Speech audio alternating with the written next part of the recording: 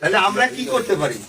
আমরা যদি এই 2000 টাকা থেকে 4 ভাগের 1 ভাগ টাকা নেতা কর্মীর জন্য রাখি 500 টাকা, তাহলে আপনারা তাহলে ওই 10 জনে তখন কি 50 টাকা করে কম পাবেন।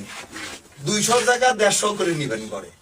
ওই 150 করে যে ঘরে নিয়ে যাবেন আর 50 টাকা করে যে দিয়ে দিলেন, তাতে কিন্তু আপনার সবাই যখন ওই পয়সাটা 2 টাকা 5 টাকা একটা চকলেট পাবে, একটা চুইংগাম পাবে, তখন কিন্তু তাদের একটা মনে কিন্তু একটা আনন্দ থাকবে যে শালার ওই 2000 টাকা তো আমার দলের জন্য 500 টাকা শালার দিয়েছে।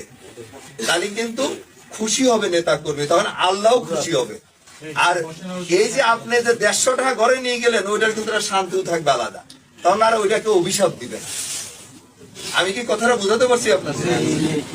সেটা আমার কথা হাট বাজার ওএমএস ডিলারও দেখছেন তো চাঁদা তুইলা চাঁদার থেকে কিভাবে ভাগ করতে এবং কিভাবে কি করতে সবকিছু নেতায় শিখাই দিতেছে।